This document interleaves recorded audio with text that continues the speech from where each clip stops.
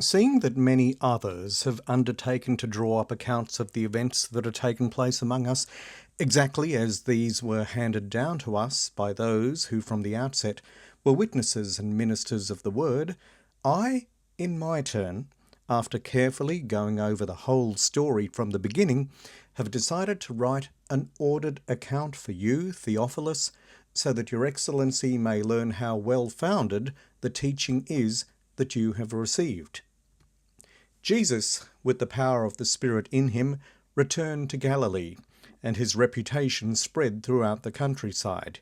He taught in their synagogues, and everyone praised him. He came to Nazareth, where he had been brought up, and went into the synagogue on the Sabbath day, as he usually did.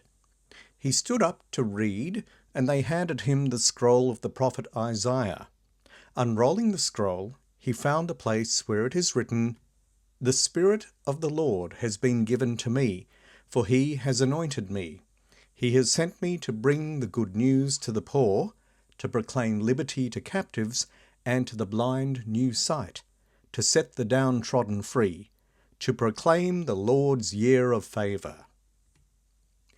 He then rolled up the scroll, gave it back to the assistant, and sat down, and all eyes in the synagogue were fixed on him. Then he began to speak to them. "This text is being fulfilled today, even as you listen." In the last few years, I have had many friends and family members that have lost a mother or a father. Both my parents have died, I suppose, 12 years ago now, one, and the other one about 6 years ago. And it's part and parcel of getting to a certain age that we lose our parents. And I've found myself talking to my friends who've lost one of their parents, just sharing some of my own reflections and experience on the loss of a parent. And the common thread that I've noticed and what I've said to people is quite simple, is that as time goes on, I begin to recognize that I haven't lost my mother or my father, that my mother and father are so present in me that I see them in my actions, in my thoughts, in the kind of person that I am. And in fact, if you knew my parents, you would also see them in me. I suppose you see them in me now, even though you don't know my parents. It was a very strange thing to recognize, but I think for many that I spoke to, a very consoling thing, because even though death seems to take someone away, the person that you love remains so close to you that in fact they're closer to you than you ever had them in the past. In today's gospel, we have Jesus speaking at the synagogue in Nazareth.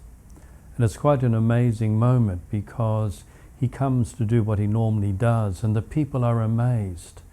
He begins by reading to them from the prophet Isaiah, then goes on to say to them, "This very reading is happening in your midst even as I speak it."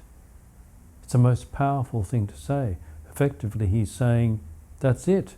What Isaiah said is happening as you are watching and listening to me. And in spite of the power and the audacity of what he says, the people are moved by the graciousness of the words that come from his lips. We have to look at that, because this is the beginning of his work in Luke's gospel. What's happening in this? I think it's actually quite simple what's happening. It's much like what, if you knew my parents, you would look at me and say, I can see your mother, I can see your father. Jesus reads the word of God, the word of his Father. And the extraordinary thing is, as he reads it, they see the Father. They see God. They recognize God in Jesus himself. But they don't know that this is happening. They know that they're moved. In fact, the passage in the gospel from the prophet Isaiah refers to the things that Jesus is going to do which he's not yet done. And effectively he's saying to them, The Word, who is my Father, is in me, and as I speak, you are present to my Father, the Word. Today is also, as the Sunday in ordinary time, the day in which we celebrate the Word of God. And even though we, together with Islam and Judaism, are spoken of as religions of the Word, the meaning for us is so different. We don't preach the Word as a regulation or try to have people follow the Word, but rather, like Jesus, the goal of the Word of God in the life of a Christian is that everything I do is a manifestation of the Word of God. Just as, if you knew my parents, you would see my parents in what I say and what I do and who I am. The goal of this is Jesus in today's gospel. That one day to see me is not to see the Bishop of Lismore, but to see the living God, to see Jesus present. Because as Jesus said, to see me is to see the Father. And that is the place of the Word. How does that come about? Well, the way it comes about, I suppose, that we become like the people that we love, by loving them, by loving the Word, by loving God, and not manipulating the Word, not trying to control the Word, not trying to use the Word, but to allow the Word of God, as Mary did in carrying the Word in her womb, to allow the Word of God to take up its abode, to take flesh within me, so that without even knowing it, I and you become expressions of that Word in the people that we are. And it's not something that you can work on. It's something that happens simply through love. Hear the Word, receive it. Don't try to use it. Don't try to force it on others, but let it change you as you love it.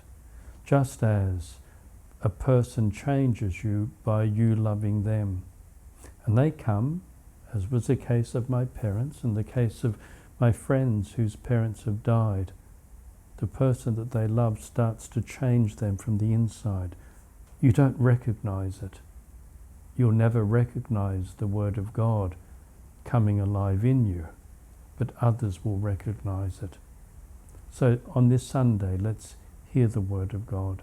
Let's not use it, but allow ourselves to be used by the gentleness of the Word, that we might change and become expressions before others of the Word that we love.